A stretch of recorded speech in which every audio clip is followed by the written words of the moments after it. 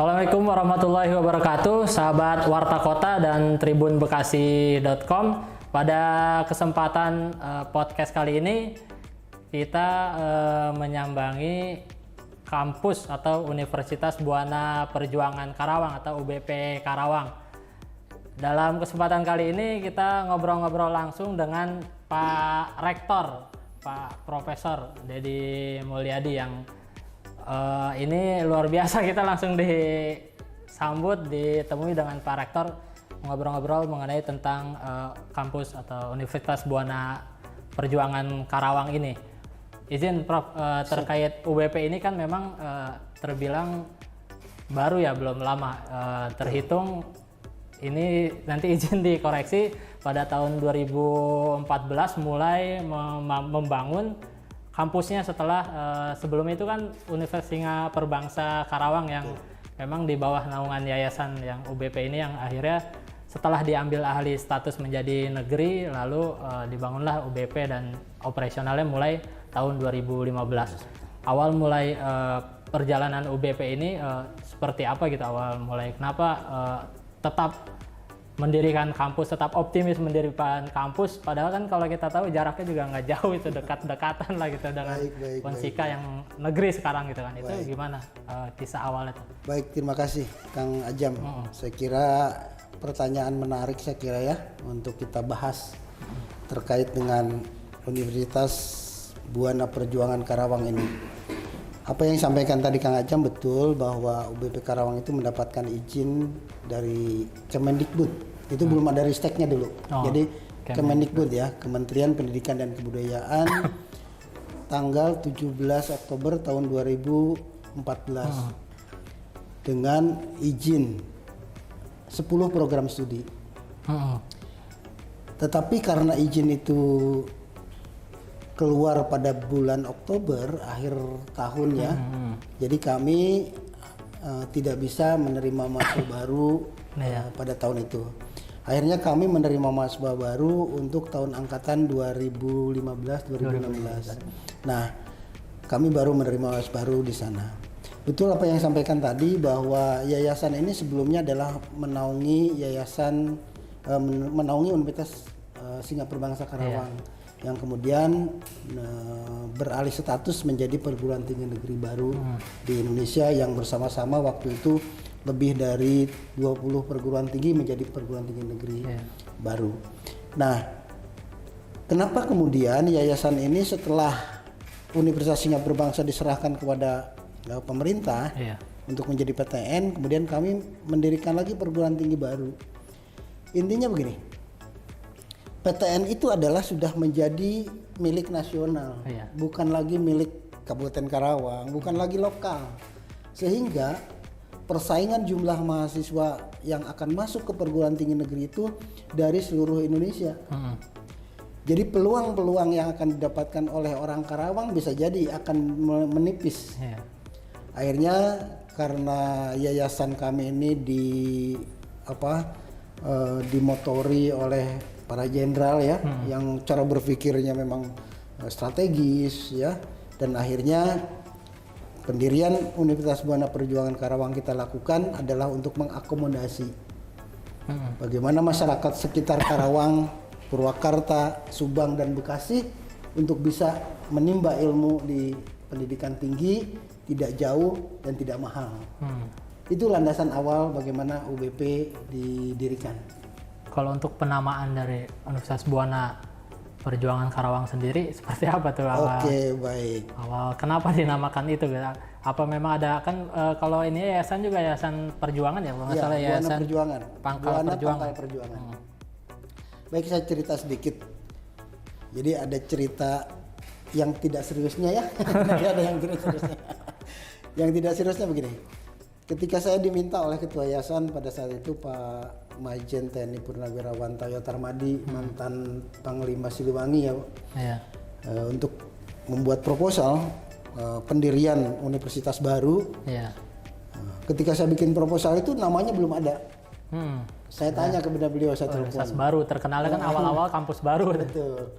Pak, bagaimana namanya? Saya mau masukkan ini di proposal. Dia bilang begini, namanya Universitas Buana Perjuangan. Dia bilang gitu kan, Pak maaf artinya apa, mau saya jabarkan di dalam proposal itu. Beliau bilang begini, kita itu jangan pangkalnya saja. Ya sekarang sudah saatnya kita memetik buahnya perjuangan.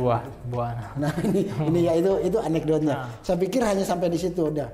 Oke, nggak masalah. Tapi saya membuat narasi yang bisa diterima ya oleh halayak dan bisa diterima oleh Dikti ya, pendidikan tinggi di Jakarta. Akhirnya beliau membuka bahwa Karawang itu punya gunung namanya Gunung Sanggabuana. Sanggabuana itu kan menyangga dunia ya, yang menyangga dunia. Nah, dengan nama Buana ini berarti alam semesta yang kita harus kita harus menjadi penopang. Bagaimana kita membangun itu dengan manusia-manusia atau sumber daya manusia yang berkualitas. Maka melalui pendidikan lah kemudian kita bisa menciptakan itu. Itu saya kira yang perlu saya sampaikan tentang nama Universitas Buana Perjuangan Karawang. Kalau tadi Pak Ketua Umum waktu itu Pak Tayo Taramadi Universitas Buana Perjuangan, saya tambahkan Karawang gitu kan supaya nanti masuk. Nah, sehingga singkatannya menjadi UBP Karawang. Jadi bukan UBPK ya. Jadi UBP Karawang, Karawangnya nggak disingkat. Ini menjadi brand name kami ya yang menjadi UBP Karawang, bukan UBPK. Itu saya kira Kang Ajam. Awal berdirinya ini ada berapa fakultas dan jurusan gitu. Terus sekarang kan terlihat pesat ya pembangunannya. Di pas awal masuk pun udah ada bangunan baru di samping gitu. Ini sekarang jadi udah berapa fakultas dan jurusan, ada penambahan nggak tiap tahunnya itu? Seperti apa gitu? Baik. Jadi begini. Awalnya kami itu ajasnya ajas efisiensi lah ya. Karena perguruan tinggi baru kita juga menjadikan fakultas itu tidak banyak. Jadi kita hanya 3 fakultas saja. Oh, 3 awalnya itu dengan 10 program studi. Fakultas apa aja? Nah, pertama Fakultas Bisnis dan Ilmu-ilmu Sosial. Sehingga kami masukkan di sana ada program studi manajemen, akuntansi, psikologi, hukum. Masuk di sana. Kemudian fakultas yang kedua adalah FKIP, Fakultas Keguruan di Ilmu Pendidikan, ada program S1 Pendidikan Guru Sekolah Dasar dan Pendidikan Pancasila dan Kewarganegaraan. Kemudian ada Fakultas Teknik dan Ilmu Komputer. Ini ada program studi Teknik Industri, Teknik Informatika, Sistem Informasi dan Farmasi. Jadi 10 program studi itu di bawah 3 fakultas. Kenapa? Karena kalau kami bikin fakultas-fakultas tadi farmasi mungkin ya, psikologi, berapa banyak kami menggaji dosen dekan ya. Akhirnya kami satukan dulu dalam satu fakultas. Tujuannya apa? Satu adalah efisiensi, kedua memang sumber daya kami itu kan belum banyak ya. Nah, kemudian akhirnya kami punya komitmen sebelum mereka lulus kami akan jadikan fakultas-fakultas baru. Seperti nggak mungkin dong sarjana hukum di bawah fakultas bisnis ya. Makanya akhirnya kami bikin fakultas hukum. Tambahannya yang jadi 4 ya fakultas hukum. Akhirnya ada fakultas hukum itu jadi fakultas sendiri kan. Kemudian psikologi fakultas sendiri gitu. Jadi sekarang sudah ada 7 fakultas. 3-nya tambahannya apa ya? 3-nya fakultas teknik ya, psikologi dan farmasi tadi. Nah, dari itu kita menambah program studi 2 yaitu program studi teknik mesin dan program studi pendidikan agama Islam. Jadi kami sekarang sudah punya 7 fakultas dan 12 program studi. Itu kalau untuk gedung ada berapa gedung? Gedung kami awalnya 2 gedung awalnya. Awalnya 2 gedung. Awalnya 2 gedung, gedung A, gedung B. Kita satukan fakultas-fakultas ada di sana ya. Kemudian terbangunlah untuk gedung yayasan dan kemudian gedung C disebutnya. Kemudian gedung D. Gedung D itu yang fakultas farmasi dan psikologi. Di A itu adalah fakultas teknik dan fakultas ilmu komputer. Kemudian di gedung B adalah Fakultas Ekonomi Bisnis dan Keguruan. Dan di sini ya, ini adalah rektorat khusus adalah kantor rektor. 5 gedung berarti ya, sama rektorat. 5. Nah, sekarang yang baru kita tambah satu gedung lagi. Ini adalah untuk fakultas untuk seluruh fakultas untuk ruang kuliah. Jadi kekurangan ruang kuliah di sana kita akan akomodasi di gedung. Ini rencana 4 lantai. Kalau untuk total pengajar baik dosen atau apa yang di sini ada berapa? Dosen kami sekarang ada 196 dosen. Dari awalnya itu berapa tuh awal pas berdiri itu?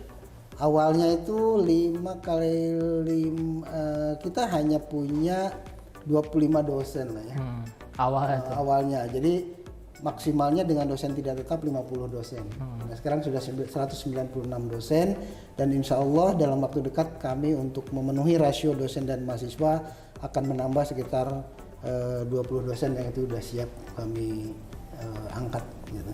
Kalau dari segi keunggulan sendiri dari Universitas Buana Perjuangan Karawang nih apa sih sebenarnya keunggulannya dan dibandingkan mungkin kampus-kampus lain lah khususnya swasta lah gitu kan dari yang ada di Karawang.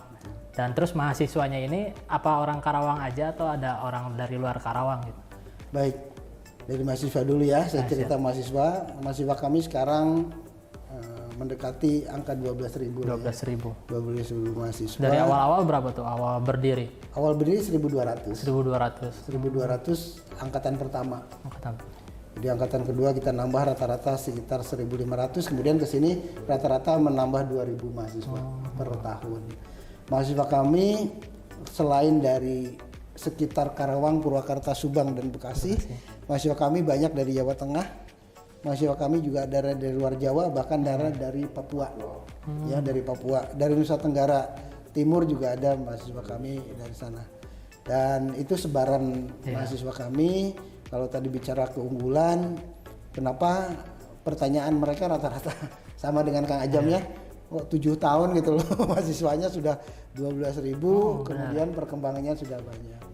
Jadi di awal-awal pendirian itu, kami berpikir bahwa perguruan tinggi itu kalau mau besar harus berkolaborasi. Kolaborasi awal kami itu lakukan dengan banyak perguruan tinggi di luar negeri. Antara lain itu ya tetangga kita lah ya, Malaysia, Singapura. Kemudian kita merangkak ke Asia, yaitu ke Korea Selatan dan Jepang. Dan terakhir kami menjajaki kerjasama dengan Eropa. Nah, jadi sampai saat ini kami sudah punya 21 MOU dengan 21 perguruan tinggi di 8 negara. Nah, lalu apa yang menjadi keunggulan itu?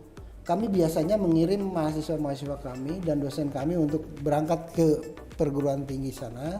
Seperti contoh, di Malaysia ada 2 dosen kami yang belajar di UTM, ya, di UTM, University Teknologi Mara, ya, itu di Malaysia.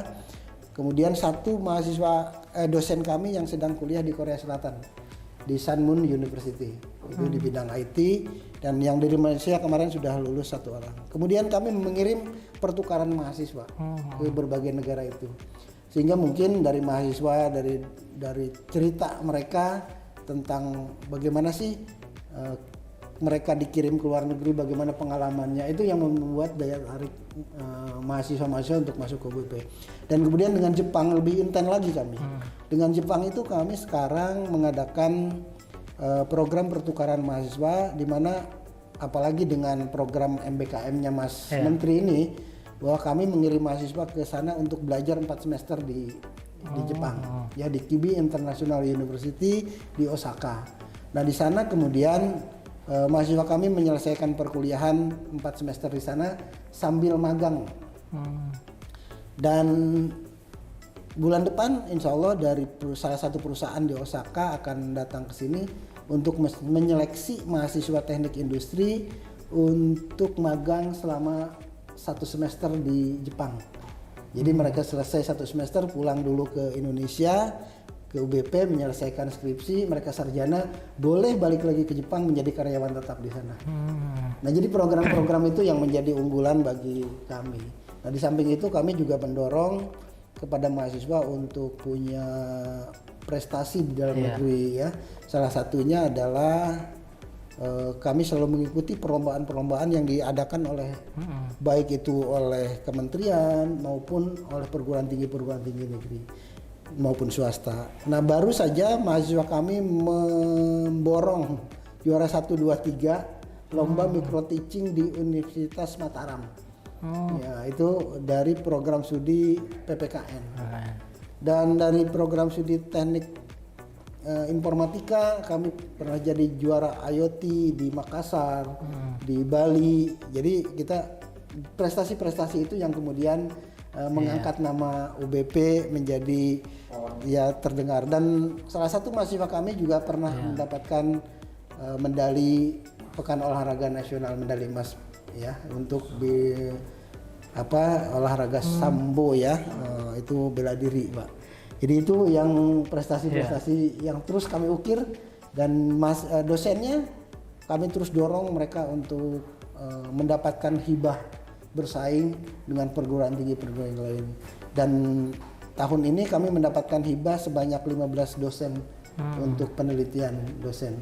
Dan mahasiswa bersaing dengan negeri swasta loh ya. Jadi kita bicara negeri swasta itu sudah bersaing dengan negeri swasta, dan kami mendapatkan 2 artikel yang masuk untuk dosen.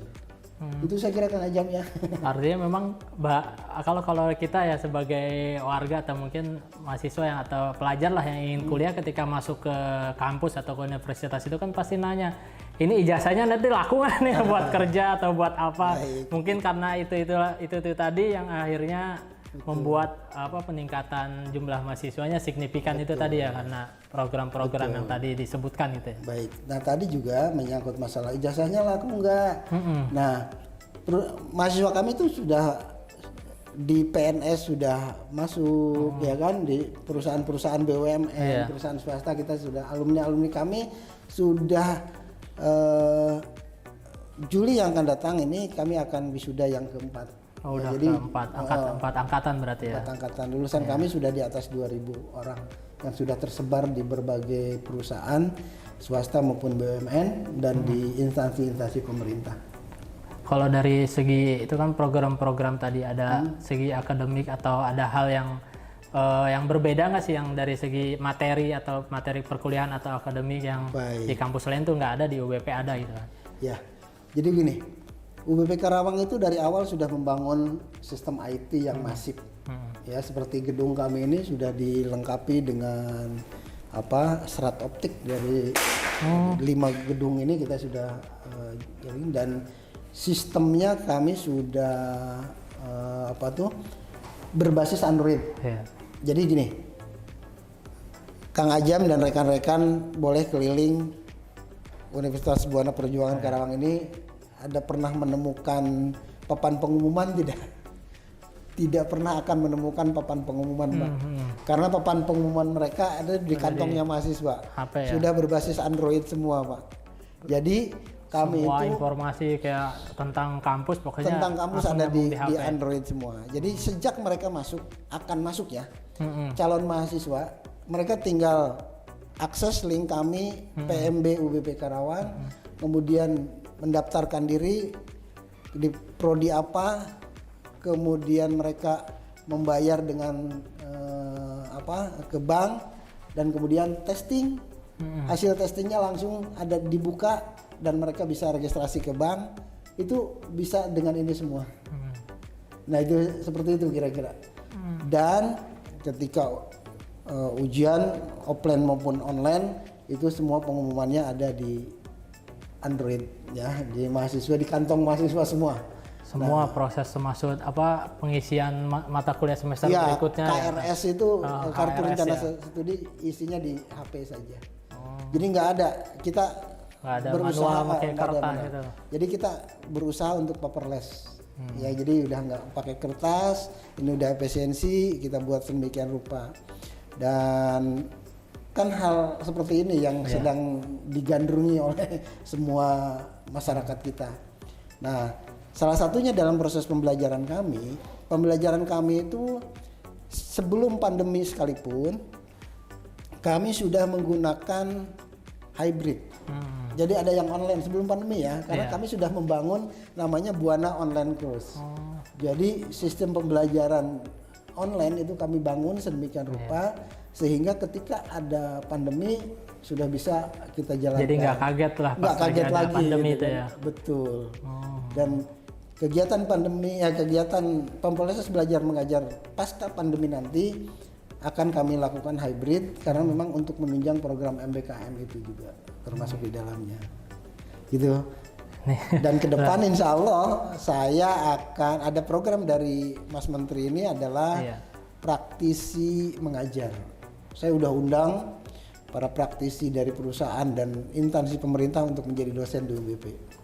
Berarti dalam jangka 7 tahun benar dari segi penyebaran alumninya udah PNS, udah kemana, program-programnya tadi gitu juga disebutkan ya.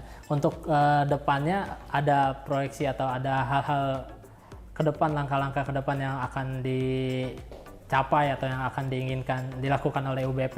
Oke, saya ingin lebih mengarah kepada satu, menyebarluaskan mahasiswa saya di seluruh dunia. Ini kenapa? Karena kita sudah ada 17 mahasiswa kami ada di Jepang sekarang, dan insya Allah akan ditambah lagi beberapa bulan-bulan depan kami akan kirim lagi ke Jepang, dan insya Allah sedang kami jejaki dengan Jerman. Jadi untuk magang di Jerman ya, dan kemudian yang lebih penting lagi adalah bagaimana kami para praktisi itu masuk ke kampus. Mereka mengajar kepada mahasiswa kami. Jadi kalau dosen itu bisa jadi mengajarkan tentang teori ini nah para praktisi akan mengajarkan tentang bagaimana sih di perusahaan. Di samping itu mahasiswa kami akan kami linkkan dan kita matchkan dengan dunia usaha dan dunia industri. Sehingga tidak aneh lagi nanti mahasiswa kami begitu lulus sudah langsung diserap oleh lapangan kerja. Seperti itu. Anggur gitu. Iya, rencana kami seperti itu. Tapi di balik kesuksesan atau majunya UBP ini kan tentu pasti ada peran atau sosok Pak Rektor lah dengan timnya utamanya. Kan pasti dengan artinya begini. Utamanya Pak Rektor lah, apalagi kita berdarah-darah ya untuk mencapai seperti ini itu berdarah-darah, bukan hanya sekedar saya menyampaikan kayaknya enak banget gitu. Padahal kami berjuang sedemikian rupa. Paling utama bagi saya bukan peran rektor, tapi bagi saya adalah peran kebersamaan. Bagaimana kebersamaan ini kita bangun? Karena tanpa kebersamaan ini orang akan punya berperan masing-masing dengan tujuan masing-masing. Tapi kami punya tujuan yang sama untuk mencapai sesuatu yang sama dan hasilnya kita nikmatin bersama. Oleh karena itu, ya di tempat kami ada acara-acara yang kita jadikan tradisi. Acara silaturahim, makan bareng di lantai, ya tanpa piring kita pakai ini kita lakukan itu seluruh dosen, ya dosen, teknik dan sebagainya kita lakukan seperti itu. Dan kita rapat itu rutin setiap minggu dan kita sampaikan informasi-informasi kepada semua. Jadi tidak ada informasi yang kami tutupi untuk pengembangan, untuk bagaimana sehingga keterbukaan tadi satu persatuan, ya kesamaan pandangan, kemudian dilandasi oleh rasa persaudaraan. Yang kedua keterbukaan. Bohong kebersamaan ini bisa langgeng tanpa keterbukaan. Jadi itu yang kami lakukan selama ini di UBP Karawang.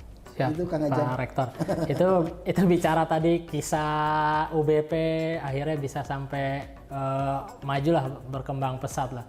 Di balik itu kita juga kan pengen tahu kisah Pak Rektor yang belum lama ini baru menyandang atau mendapatkan guru besar ya, profesor, gelar profesor belum lama ini yang ada 4 bulan 3 bulan lalu ya.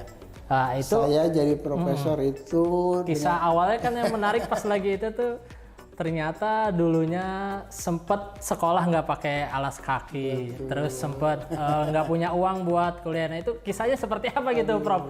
Sampai akhirnya bisa menjadi rektor dan sebagai profesor sekarang gitu. Gimana ya, saya bingung nyeritain. Ya jelas tadi Kang Ajam sudah banyak tahu ya tentang bagaimana kisah saya, karena dulu saya sampaikan di dalam pengukuhan guru besar. Iya, ya. Itu disampaikan dalam presentasi langsung di depan ya. Saya langsung, kenapa? Saya tidak harus malu dengan latar belakang saya. Iya. Ini saya ingin menunjukkan kepada masyarakat, kepada mahasiswa, kepada para dosen, nggak usah malu dengan latar belakang kita yang ya tidak dengan tidak kecukupan. Iya. Dan itu justru akan menjadikan kita motivasi untuk semakin maju. Baik, jadi saya sedikit cerita. Awalnya pas ya, kapan itu pas? Sampai nggak pakai alas kaki gitu. Saya dari keluarga yang maafnya tidak mampu. Orang tua saya petani, ya, dan mungkin saya lahir tahun 62, itu kan masa-masanya ekonomi lagi seret ya waktu itu, dan kemudian tapi saya punya semangat sekolah yang luar biasa.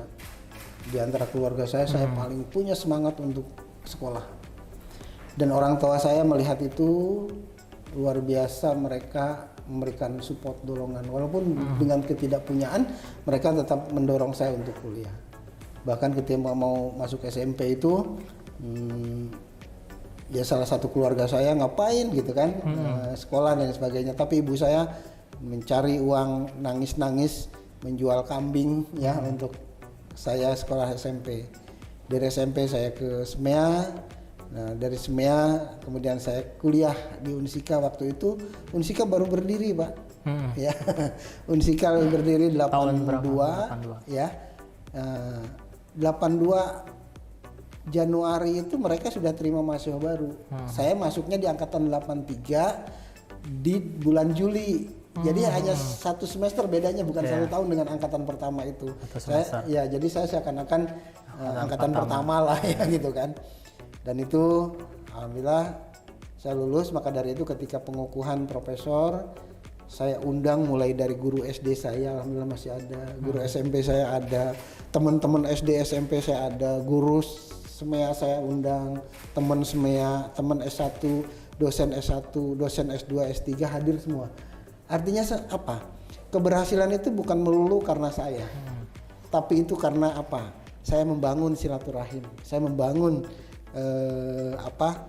hubungan emosional dengan mereka, walaupun mereka sudah jarang ketemu dan sebagainya, tapi nilai batiniah saya tetap ada di sana, dan itu adalah dorongan kebarokahan mungkin ya.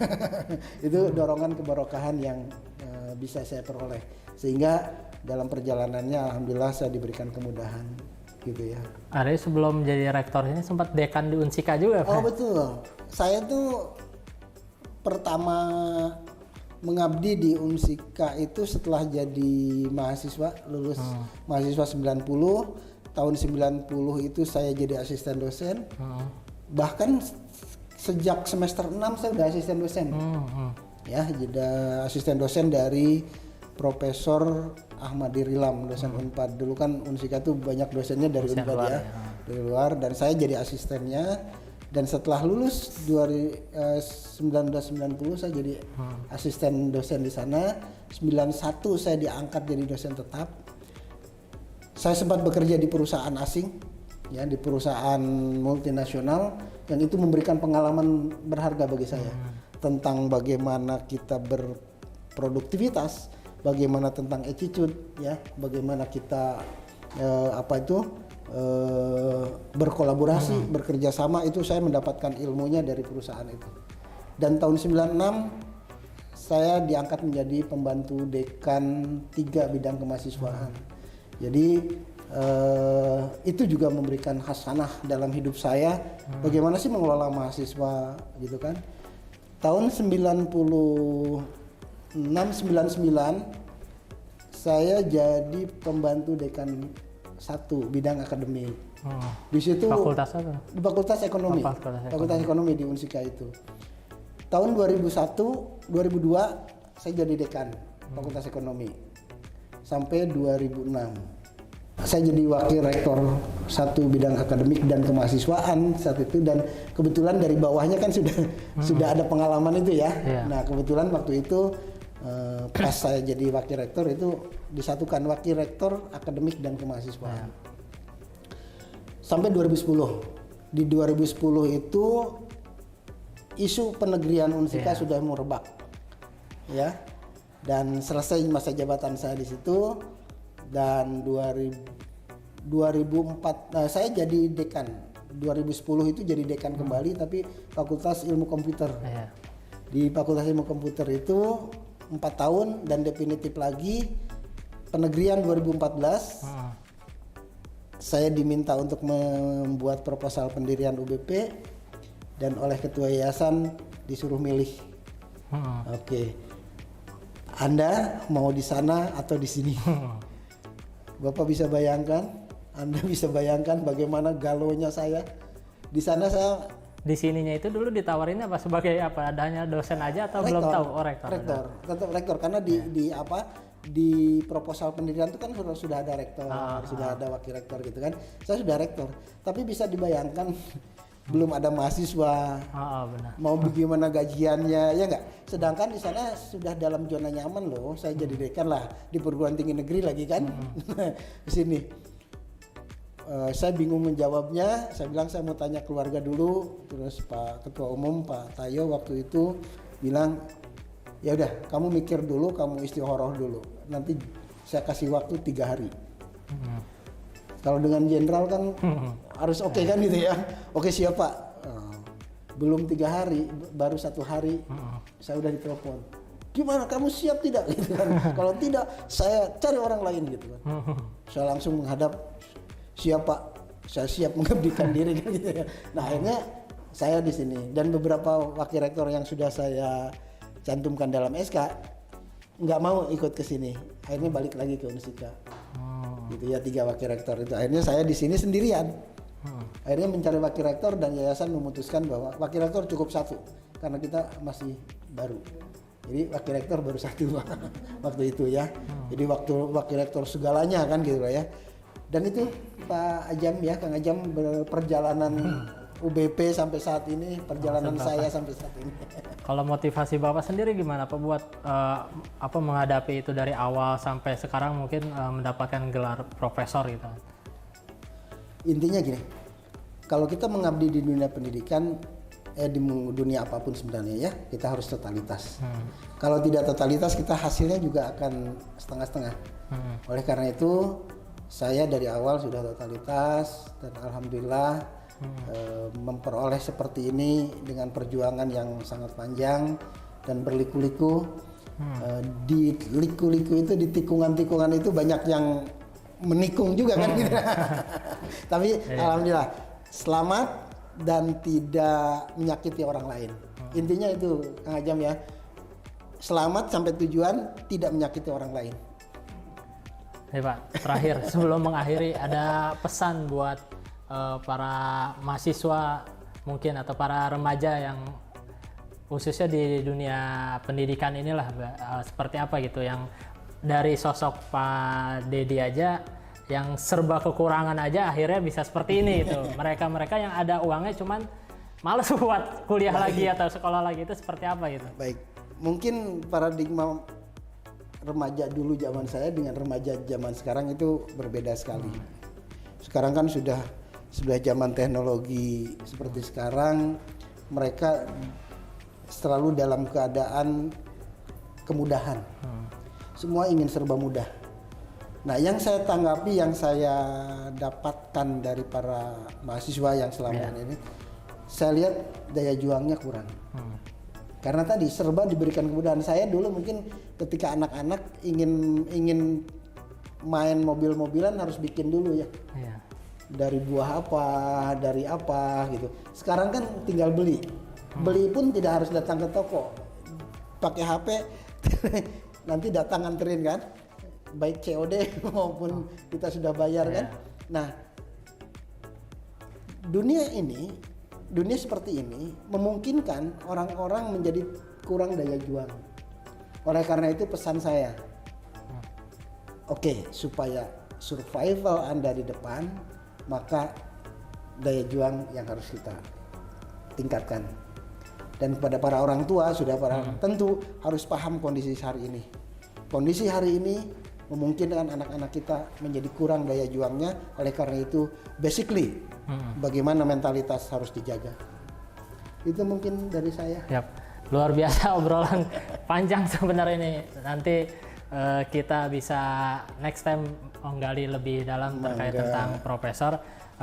Baik sahabat Warta Kota dan Tribun Bekasi, atas video kali ini kita bersama Rektor Universitas Buana Perjuangan Karawang atau UBP Karawang dengan Profesor Dedi Mulyadi. Terima kasih. Assalamualaikum warahmatullahi wabarakatuh. Waalaikumsalam warahmatullahi wabarakatuh.